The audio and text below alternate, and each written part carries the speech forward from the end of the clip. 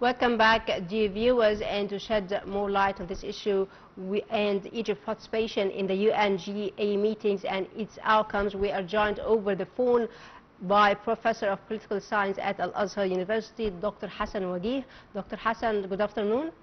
Good afternoon to you. Thank you so much, Doctor, for joining us on ITV International. And Egypt took part. Thank you, sir. Egypt took part in the UNGA meetings, including a session on supporting stability of Gaza. How do you see the significance of such meetings? Of course, the United Nations has already witnessed two things together. The General Assembly gathering, where 192 countries were there, and also the Security Council also parallel to that was convened, and both of the two big arms of the United Nations were discussing this kind of conundrum or tough crisis of Gaza. Well, Doctor, how do you see the significance of such meetings in improving the situation in Gaza?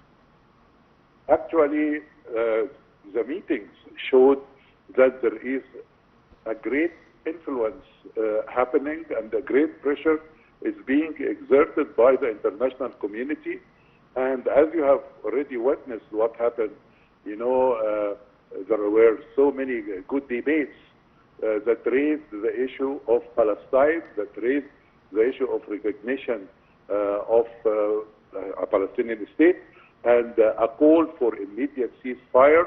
And I think this international pressure is growing immensely.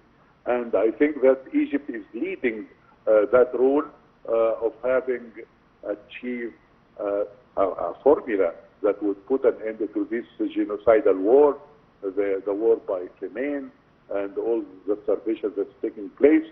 Egypt is behind the scene, started out this international movement, and the international community is following suit of what Egypt already said from day one.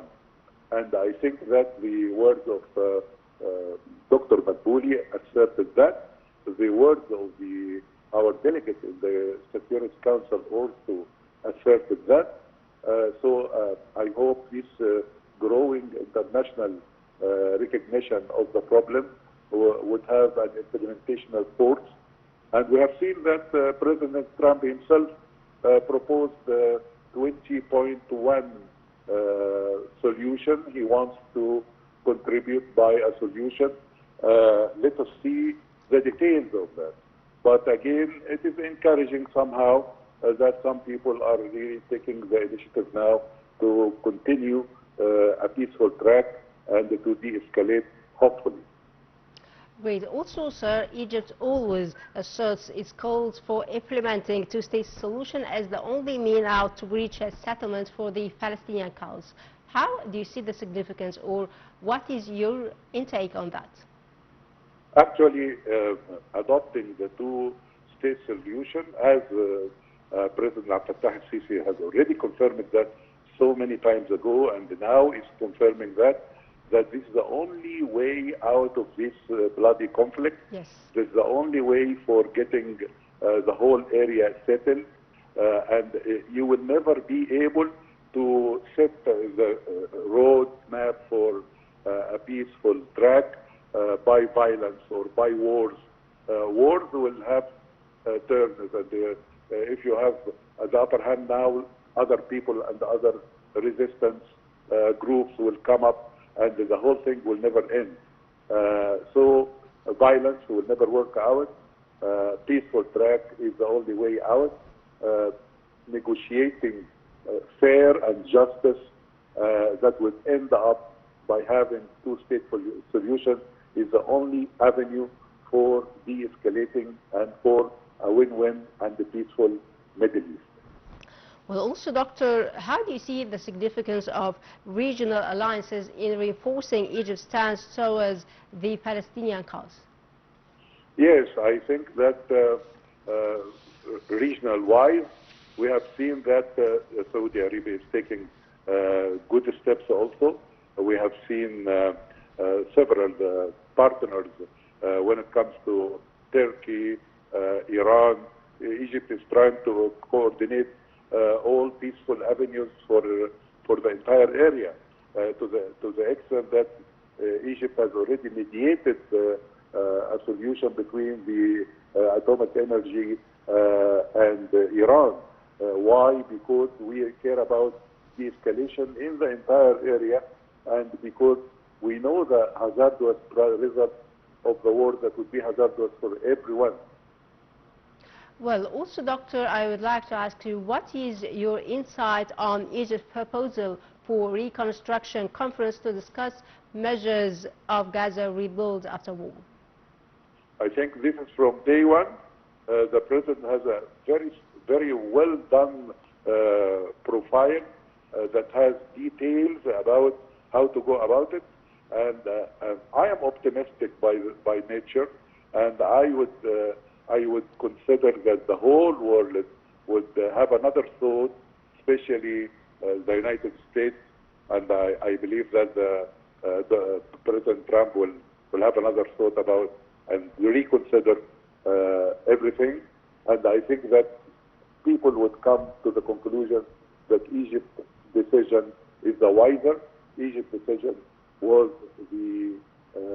including a very important, real, authentic roadmap for getting the whole thing settled for the sake of everyone. Well, Doctor, also one final question. How do you evaluate the Israeli aggression over the Arab and Islamic countries, and also its response on the outcomes of the UNGA meetings? We have seen that when Netanyahu, with his mentality of zero-sum mentality, with his genocidal attitude of what is happening, you know, the whole world is no longer can take this propagandistic kind of discourse he is delivering.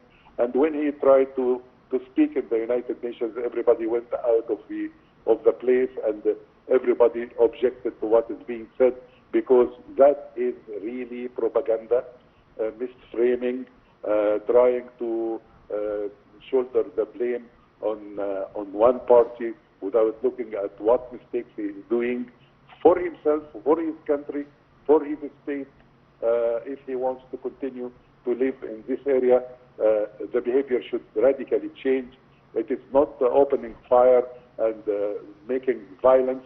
Violence would be returned. People can return violence by violence, but the only way out is to have a win-win.